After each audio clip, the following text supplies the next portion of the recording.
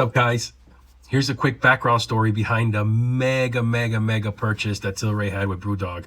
This deal is actually pretty wild, and it is the turn in craft beer world, from my opinion. So the deal itself happened here in March of 2026.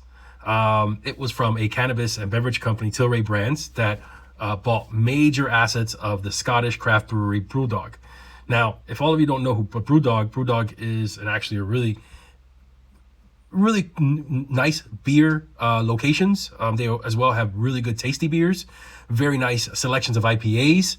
I have had great experience with BrewDog. So they have good beer, they have good craft beer, and you can find BrewDogs in many locations, especially in the UK and as well here in Germany. But let's see what's changing, because BrewDog basically got bought for 33 million, about 33 million pounds, which is about 44 to 60 million dollars. But what really Tilray acquired, according to the sources, was the BrewDog brand and the global intellectual property. Of course, BrewDog's intellectual property, from what I've seen and what I experienced as I sip on those great beers, is pretty strong. And also, they acquired the UK brewing operation, so all of UK, and there was 11 brew pubs locations within the UK and in Ireland. In fact, in Dublin, I went to one. I wonder how that's going to change. That was really cool. Hey, someone shoot me some comments. Let me know how it looks, or I'll fly back to Dublin just to check it out. Also, the distribution and production infrastructure in Scotland was also acquired. This is really cool. Man, hit me up. Compliance, quality assurance, we got you. Tilray is also negotiating to look at BrewDog's US and Australian assets. So this is going to be done separately.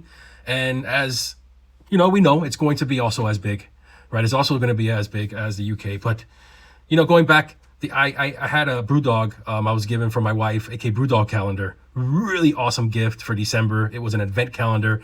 And here I was able to, you know, every day had a different beer. Magnifique. So why did BrewDog had to sell?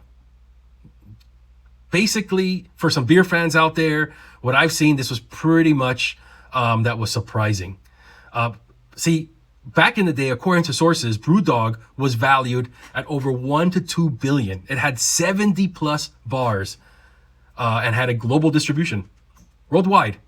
It built basically a following that people called it a cult, with its different equity for punks, crowdfunding investors.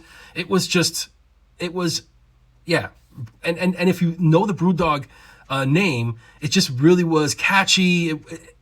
The logo behind it, everything was really nicely, greatly put. And every location I've been to was always very unique experience and delicious wings.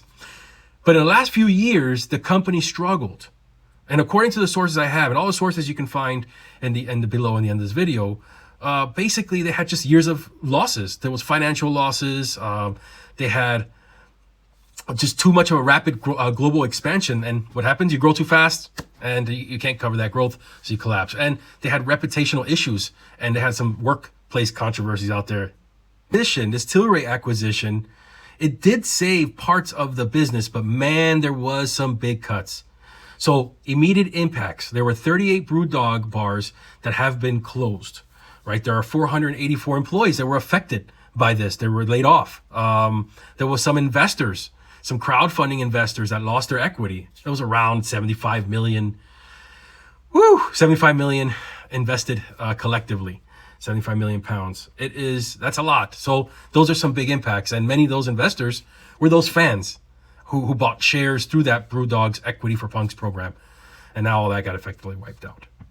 So yeah, it is a major impact to 484 individuals. It is a major change within the craft beer industry. So I just recently got myself into the craft beer, just really reading up on it, looking at it, how it works. And I'm very new to it. But with Justo Hops, what I like to do is I always like to go around and just kind of taste different beers, go to different microbreweries, check them out. And that's what I basically started doing as a hobby. My real job these days basically is quality assurance. You can always find me on LinkedIn and other social networks. So why Tilray wanted BrewDog? This is where that strategic play comes in. So many people, look at Tilray, they might, they might just say, oh, Tilray Brands. Okay. Isn't isn't that a cannabis company? So they're not just a cannabis company anymore. Over the past few years, their portfolio basically grew within that craft beverage industry. So the craft beverage portfolio, including the breweries, were added, like Sweetwater. That's a good one. I like Sweetwater. Breckenridge Brewery, haven't tried it yet, guys. And Montauk Brewing, haven't tried it yet. But these are already acquisitions that is growing within their footprint. Now, what the BrewDog purchase does for Tilray, it expands its craft beer footprint in Europe.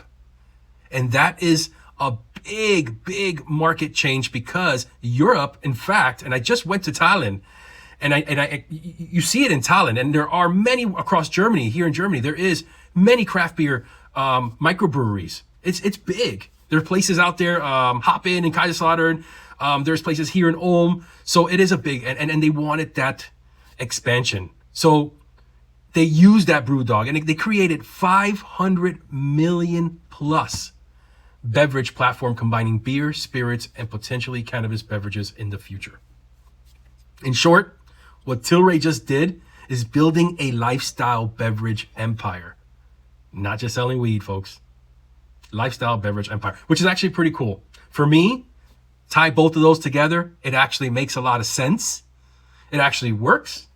And you see it across the board of all different areas where I've traveled to. They have a connection. So let's look at that crazy valuation drop. There is one of the most shocking parts of this story. In 2017, BrewDog had a peak of 1 to 2 billion approximate value.